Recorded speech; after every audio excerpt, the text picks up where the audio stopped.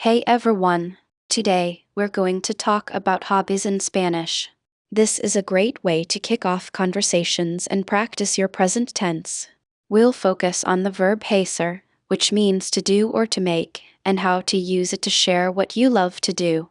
We'll also review key vocabulary like to play, to read, to run, to cook, and to play games or sports.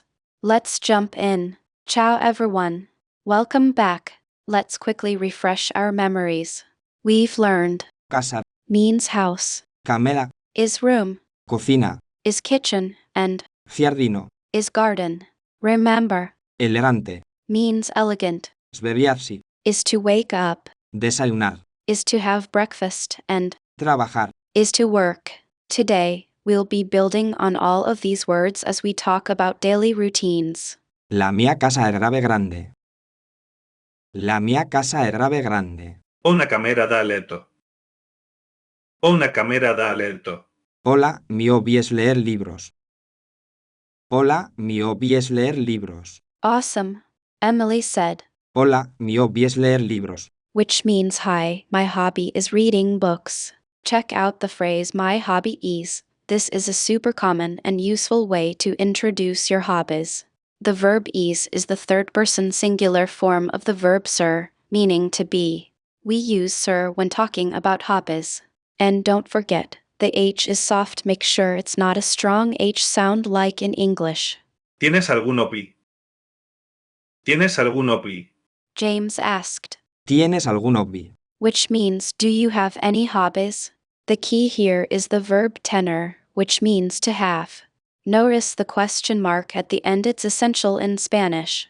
Also, algún means some or any in masculine form. This question is a friendly and effective way to learn about someone's interests. Make sure to practice that pronunciation. Sí, me gusta pintar. Sí, me gusta pintar. Emily replied, Sí, me gusta pintar. meaning yeah, I like to paint. This is where the expression me gusta comes in. It literally means to me, it is pleasing. It's essential for expressing what you enjoy. Notice pinter is the infinitive form of the verb to paint and is always used after me gusta. A common mistake is to conjugate it incorrectly, so keep it in its infinitive form. Yo juego al fútbol. Yo juego al fútbol. James said, Yo juego al fútbol. which translates to I play soccer. Here, jugar means to play. Notice the preposition el, which is a contraction of a l. You always use el before a masculine noun. Keeping these details in mind is key to sounding natural. Also, the pronoun yo is often dropped but helps emphasize that you are doing the activity. Yo cocino los fines de semana. Yo cocino los fines de semana. Emily stated, Yo cocino los fines de semana. meaning I cook on the weekends. This sentence uses the verb cocinar, which means to cook. The phrase los fines de semana means on the weekends. It's a great example of how to include time phrases when describing hobbies. Also, be aware of gender agreement. Fines is plural and masculine, which is why we use los. A mí me encanta correr.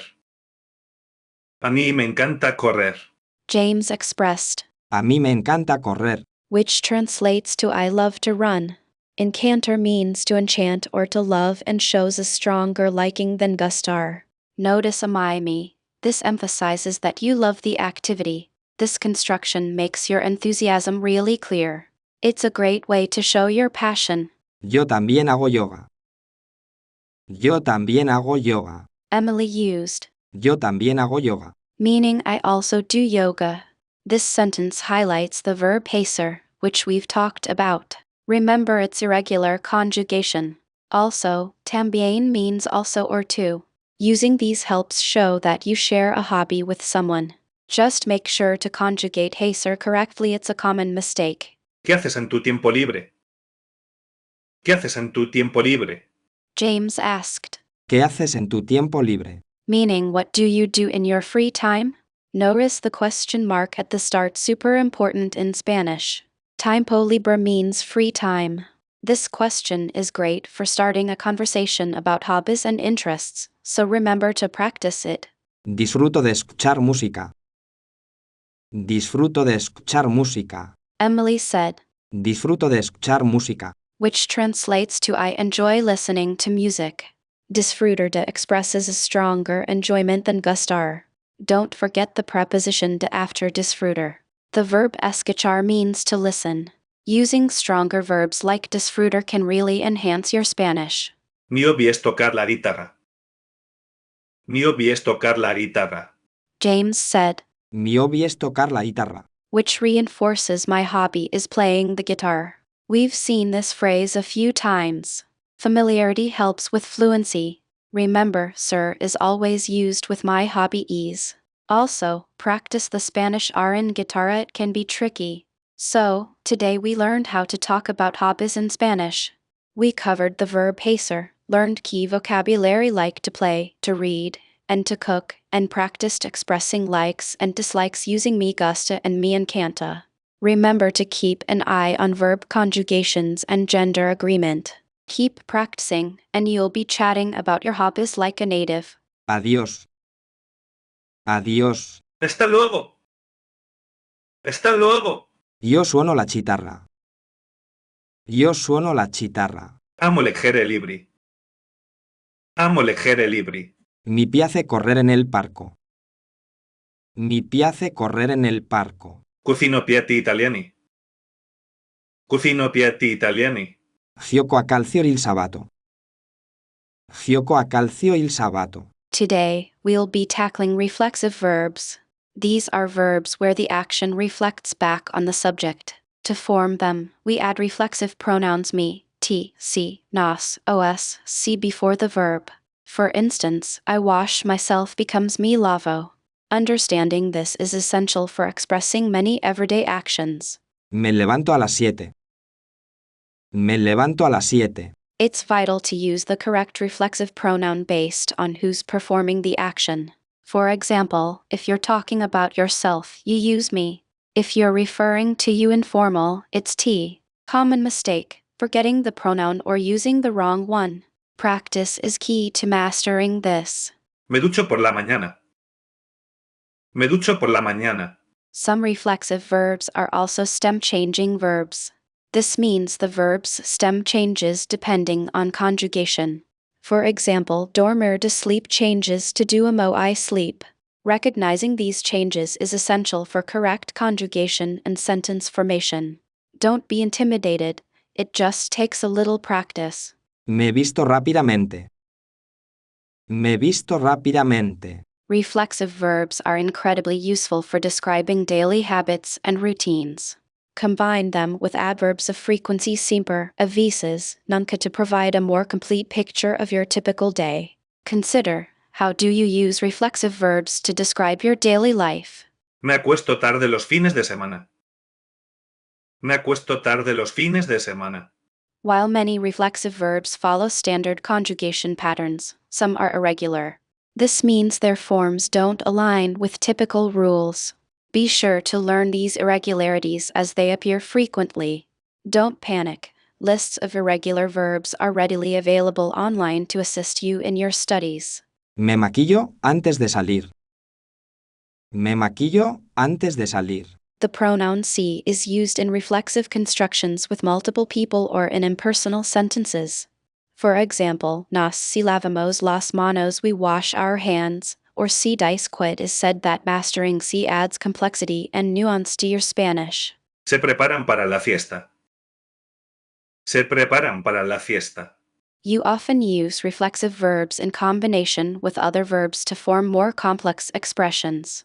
For example, si va a dormir he, she is going to sleep, combines the reflexive si with the verb to go. This allows you to create detailed and natural-sounding sentences. Se van de vacaciones mañana. Se van de vacaciones mañana. The best way to master reflexive verbs is through consistent practice.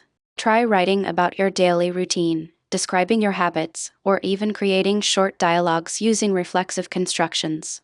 Don't be afraid to make mistakes, that's how you learn. Remember, repetition reinforces understanding. Me gusta practicar español. Me gusta practicar español. Today we're going to learn about adverbs of frequency. These words tell us how often something happens. Common adverbs include siempre, always, a veces, sometimes, nunca, never, and frecuentemente. frequently. They are crucial for giving a more detailed description of your hobbies and routines, adding nuance to your Spanish. Siempre practico el piano. Siempre practico el piano. A key point about adverbs of frequency is their placement in the sentence. Generally, they go before the main verb, but after the verb ser. For instance, yo siempre toco la guitarra is correct, but yo toco siempre la guitarra sounds unnatural. Mastering this placement improves fluency. A veces voy al gimnasio. A veces voy al gimnasio. Okay, everyone, let's quickly recap what we learned today. We covered how to talk about Tus hobbies. which are your interests and activities you enjoy. Remember, we practiced asking and answering questions about what you like to do for fun. Alright, first quiz question. What was the main topic of this lesson? The correct answer is talking about hobbies. We spent the entire lesson learning the vocabulary and phrases to discuss what you enjoy doing. Next up, what does Mi hobby es mean? That's my hobby is it's a fantastic way to introduce your interests to someone in Spanish. Final quiz question. How do we translate to do or to make when we're talking about activities? The answer is hacer, hacer. is crucial for forming sentences like I do yoga or I make music. Ahora, escribe una frase sobre tu hobby favorito en los comentarios. Practica tu italiano. Ahora, escribe una frase sobre tu hobby favorito en los comentarios. Practica tu italiano.